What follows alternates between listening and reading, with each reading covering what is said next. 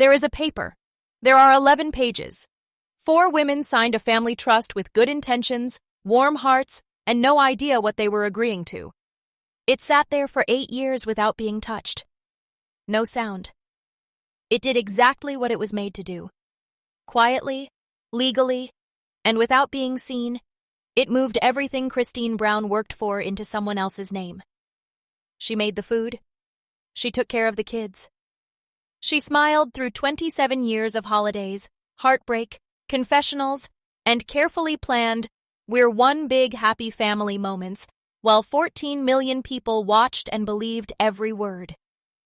And then, at 2 a.m. on the kitchen floor in Utah, she found it. 11 pages that answered all of her questions that she was too scared to ask. 11 pages that explained why resources kept moving around, why people kept making choices without her. No matter how hard she tried, how much she gave, or how loudly she prayed, she always felt like she was on the outside of a door that everyone else could open. She read every single word. Then she got in touch with a lawyer. Christine Brown walked into a Las Vegas courtroom 7 months later. She sat down under fluorescent lights with no camera crew, no producer, and no safety net. She told the truth. Everything. Over the next 2 weeks, what happened in that courtroom didn't just end a marriage. It didn't just show a family. It broke open the whole mythos of the Sister Wives universe and showed America what was really going on all along. Control, power, and a betrayal that was so planned out that it had a signature at the bottom of page 11. For 11 nights in a row, she had practiced this moment in front of the bathroom mirror. Not the testimony. That comes later. This is it. Simply walking in. Just sitting there and not moving when Kody's eyes inevitably scanned the room the way they always did. That slow, possessive scan that used to feel like love and now feels like inventory. She had worked on keeping her chin level. She practiced breathing through her nose slowly, like her therapist told her to. Tried not to look at Robyn. She still looked at Robyn. It only lasted for less than 2 seconds. Robyn was already sitting in the same way she had perfected over 14 seasons of cameras, with her shoulders slightly forward, her eyes soft, and her hands folded. The way I stood made it clear that I was the most reasonable person in the room. Christine had seen that pose disarm producers, charm editors, and win over audiences in comment sections all over the internet for years. It looked different in this room, with no cameras, no editors, and no comment sections. It looked like a suit of armor. Christine turned back to her legal pad and didn't write anything on it. There was nothing to say. She had already memorized every fact she needed. It was so deeply ingrained in her that it was part of her breathing. Dates. Numbers on documents. Specific words from specific conversations that happened on specific nights in the Flagstaff house while it was snowing outside and the kids were asleep. Where was Kody? Where did Kody go on all those nights? Now she knew the answer. She had the proof. In a literal sense. Patricia Sorensen leaned in and whispered, "Are you ready?" Christine let out a breath. Get it clean. Last. I've been ready for 8 years. At 10:14 in the morning, the door at the back of courtroom 7C opens. No one tells her. No one has to. As soon as Meri Brown walks through that door, the whole room changes, like a compass needle swinging hard toward a new north. Journalists get straight. The fan in the green cardigan really grabs the arm of the stranger next to her. Even Judge Reyes, who has seen it all, lets herself blink slowly once to show she understands. Meri walks down the aisle like a woman who has already been through the worst thing that could happen to her, and she has. The scandal about catfishing, the shame in public. 14 seasons of being quietly and steadily made fun of on national television, while America watched, and Kody, who was clearly tired, said their relationship had been over for years. She had made it through everything, and she did it all by herself. Today, she is wearing a deep burgundy color. It's not a coincidence that Christine's lawyer didn't say anything about clothes. Meri chose it on purpose. Burgundy is not a color for victims. It's not an apology. She sits down in the witness chair, moves the microphone, and folds her hands on the railing. This makes the gallery quiet in 4 seconds. Kody Brown looks straight at her for the first time all morning. Meri doesn't look back.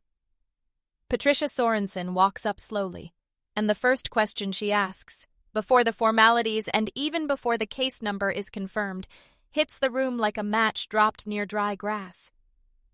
Meri, in your own words, who really ran the trust? Meri's jaw gets tight.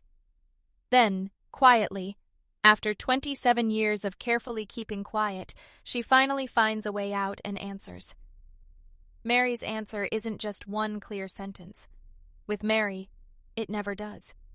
She has spent so many years carefully measuring every word she speaks, on camera, in confessionals, and in the quiet, devastating conversations that never made it to the final cut, that even now, under oath, in a room that is holding its breath, she builds toward the truth, like someone who is unsure if a fire is fully out. She begins with 2012, the year the family moved to Las Vegas, the year the trust was changed. Meri says in a voice so controlled it sounds like she's rehearsing that Kody called a family meeting that year to talk about the new legal framework as a way to keep everyone safe. Meri tells the jury, looking straight ahead, he said it was for all of us. Equal parts. Voice that is equal. He kept saying that word. Equal. Patricia Sorensen lets the silence sit for exactly 3 seconds. And was it fair, Meri? The 5-second break that comes next is the longest in the history of that courtroom. No. One word. Just above a whisper. But in courtroom 7C, it sounds like a thunderclap. 3 rows back, Janelle Brown stops writing on her legal pad. The pen is in the air above the page. She closes her eyes for a moment, not in shock, but because she is so tired of hearing what she always suspected. Robyn Brown's carefully planned calmness starts to show its first signs of breaking at the defense table. Her chin goes down exactly 1 inch. Her lawyer sees it. He pushes a notepad with 2 words written in block letters toward her. Don't say anything. But Robyn's hands are already shaking, and the jury is already looking. Patricia Sorensen walks back to her table with the calm confidence of someone who has been waiting a long time for this exact moment. She picks up a manila folder. Not in a big way. Not with the dramatic flair of a courtroom movie. It just lifts it up, like you'd pick up something you've been carrying for so long that it feels like it's part of your body.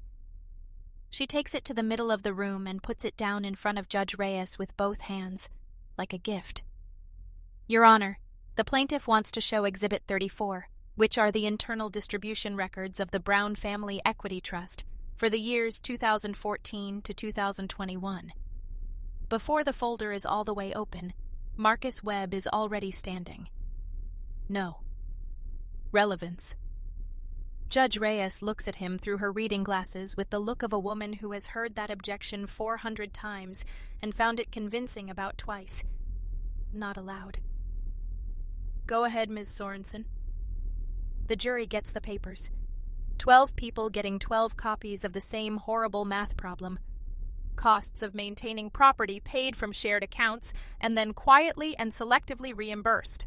Resource allocations that began to differ significantly in 2015. A pattern that is so consistent and intentional that it stops looking like an accident and starts looking like a plan.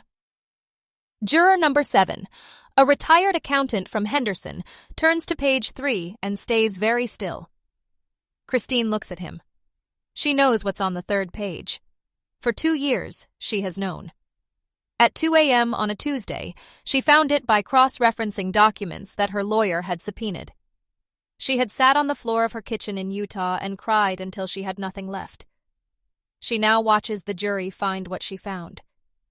And across the room, Kody Brown's hand slowly stops moving, his pen frozen in the middle of a sentence, as the number on page 3 finally sinks in. The afternoon session starts 23 minutes late. No one says why. The bailiff comes back, The gallery moves around, and Judge Reyes sits back down with the look of someone who has talked to someone in her chambers and won't talk about it in public. No matter what happened during that break, what was said between lawyers, what motion was filed and quietly denied, the mood in Courtroom 7C has changed for good. Now it's heavier. In some way, more honest. Christine Brown is called to the stand by Patricia Sorensen. There are 11 steps from the plaintiff's table to the witness chair. Christine counts them without meaning to, like when you count things to keep your mind from getting too big. She is sitting, changes the microphone, looks out at the gallery and sees Janelle's face right away, like how your eyes find a familiar window on an unfamiliar street. Janelle gives her a tiny nod. "I'm here. Keep it up." Patricia starts off softly. Questions about your background. Setting a timeline. The kind of careful work that looks easy from the gallery but is really building a base brick by brick. Christine speaks in full sentences, her voice steady, and her hands are still. Then Patricia asks the question that changes everything. "Christine, in your own words, when did you first know something was wrong?" You can hear the ventilation system breathing in the courtroom. Christine looks at her hands, then up. She doesn't give Kody a second look. She doesn't pay attention to Robyn. With clear, tired eyes, she looks right at the jury, as if she is no longer afraid of her own story. "That night, Robyn's adoption went through," she says softly. "That night, I realized that some of us would always be more permanent than others.